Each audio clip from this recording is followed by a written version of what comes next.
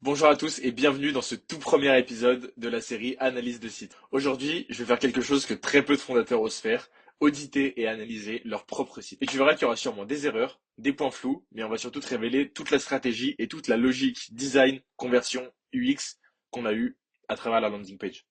Le but, c'est qu'à la fin, tu sortes avec un maximum de conseils actionnables que tu peux directement répliquer sur ton propre site pour booster ta valeur perçue, pour que ton site soit plus clair et surtout pour convertir plus de clients.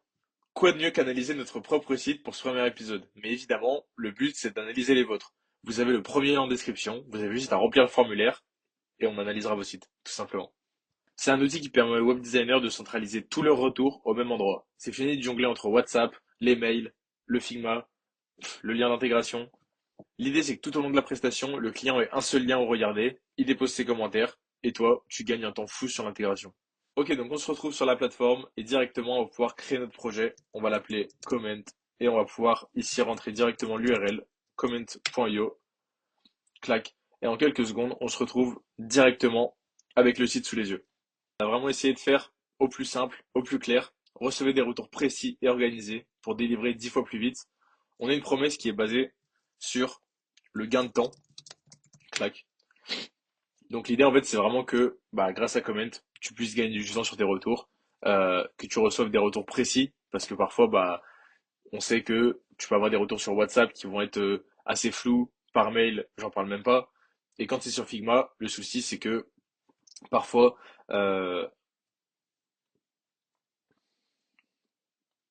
quand c'est sur Figma à la rigueur ça. Quand c'est sur Figma à la rigueur ça va, mais après quand on arrive sur l'intégration, il faut avoir un outil. Quand on est sur Figma à la rigueur ça va, et encore, on n'a pas l'aspect messages vocaux, on n'a pas non plus les vidéos qui peuvent être embed directement. Donc c'est vrai que ça peut poser certaines limites. Et pour ce qui est de l'organisation des retours, on y reviendra un peu plus tard. La description est là pour rassurer et pour rappeler un petit peu la promesse du H1. Juste en dessous, on a trois steps qui sont ultra simples. Importe, commente, intègre. Tu as la roadmap exacte du process qu'on prône entre guillemets chez Comment. T'importes ton site, tu crées ton projet. Il y a les commentaires qui sont déposés et ensuite tu peux les intégrer, tout simplement.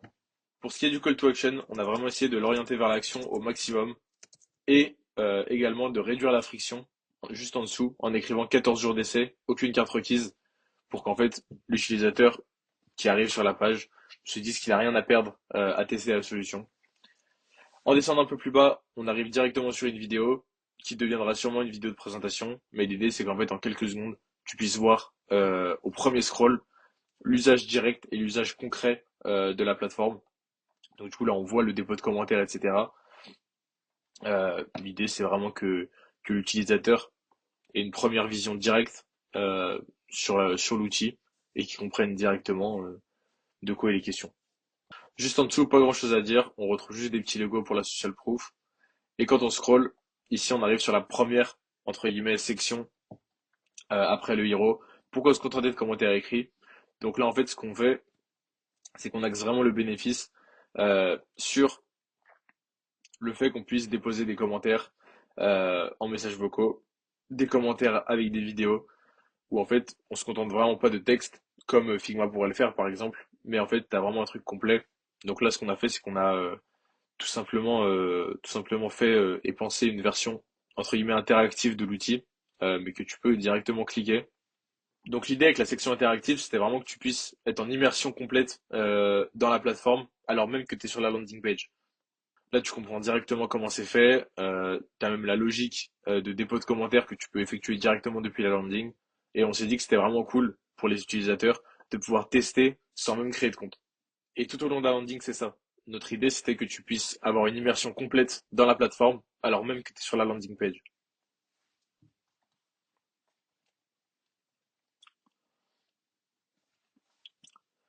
On continue du coup avec les détails qui font la différence. On a rajouté du coup classer les retours par type, donc les labels que tu peux créer, etc.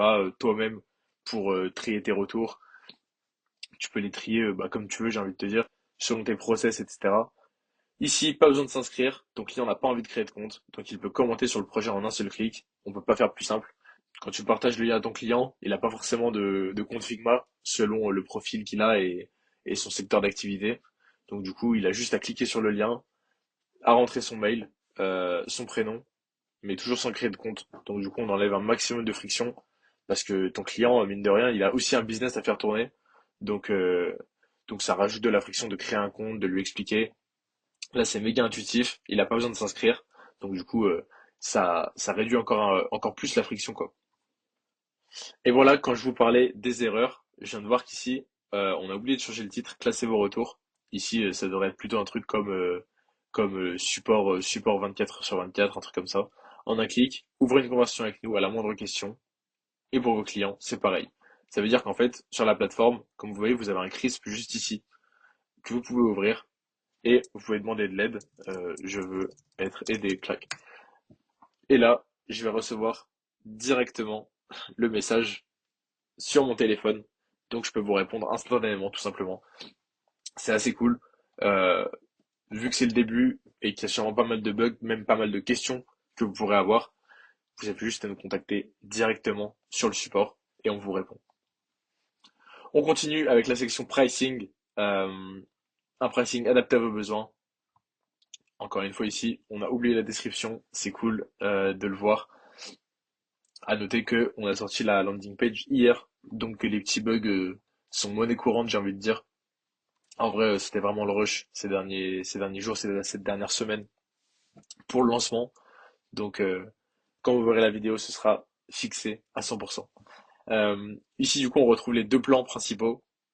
Freelance à 29 € par mois et studio à 89 par mois. Ici, on voit tout ce qui est inclus à l'intérieur. Tout dans freelance plus, hop. Ici, du coup, on a tous les arguments et toutes les features qui sont disponibles. On a les avis aussi qui défilent sur la droite. Et évidemment, on peut switch en annuel. Comme je vous l'ai dit précédemment, on a aussi un plan gratuit dont on n'a pas parlé ici. Et en vrai, c'est un truc qu'il faut qu'on fasse. Euh, le plan gratuit, du coup, pour rappel, qui prévoit un seul projet en simultané, mais qui n'a pas du tout de limite sur les fonctionnalités. Ça veut dire que vous aurez le Kanban comme un plan en payant, vous aurez les messages vocaux, vous aurez les types, les priorités, les statuts. En fait, l'idée, c'est que tu puisses tester Comet complètement gratuitement, que tu te familiarises avec l'outil tout simplement, sans pour autant payer ou avoir un essai gratuit. Au moins là, tu es juste limité sur le nombre de projets. Par contre, tu peux tester sans limite. On continue du coup avec une section témoignages. En vrai, il n'y a pas grand-chose à dire, hormis le fait que dès qu'on aura euh, de bons avis et de premiers retours vraiment viables, on compte avoir des avis vidéo pour renforcer encore plus la crédibilité et la confiance. Donc voilà, des petits avis vidéo qui seront record et on pourra jouer les vidéos directement par ici. Et dernière section, euh, un call to action, intègre comment dans tes process dès aujourd'hui. Donc petite animation assez sympa ici. Pareil, tu vois en fait les commentaires qui se déposent. FAQ, évidemment, pour toute question potentielle, j'ai envie de dire.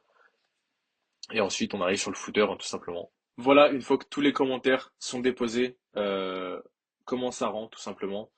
Et donc là, du coup, clac, si on ouvre la vue détaillée, on peut voir euh, du coup tous les statuts et toutes les priorités, clac, et du coup on peut filtrer par exemple par priorité si on veut tuer les retours avec la priorité haute. On va pouvoir du coup bosser le copywriting ici. Par exemple, là, si je commence à traiter ces retours-là, je les bascule dans In Progress, je peux effacer les filtres, retrouver du coup le reste de mes commentaires et derrière gérer du coup toute mon intégration de cette manière-là. Et si on retourne du coup euh, sur cette partie-là, clac, on peut regarder le commentaire, on peut filtrer toujours, clac, par statut, par priorité. Donc vous gardez un œil sur tous vos retours tout au long de l'intégration. Et si tu veux que j'analyse ton site dans la prochaine vidéo, t'as juste à remplir le formulaire qui est dans le premier lien de la description. Et bien sûr, tu peux aussi tester Comment complètement gratuitement, sans carte bleue, sans engagement, sur un seul projet en simultané, mais tu as accès à toutes les fonctionnalités des plans supérieurs. Le lien est en description et je serai super content d'avoir vos retours.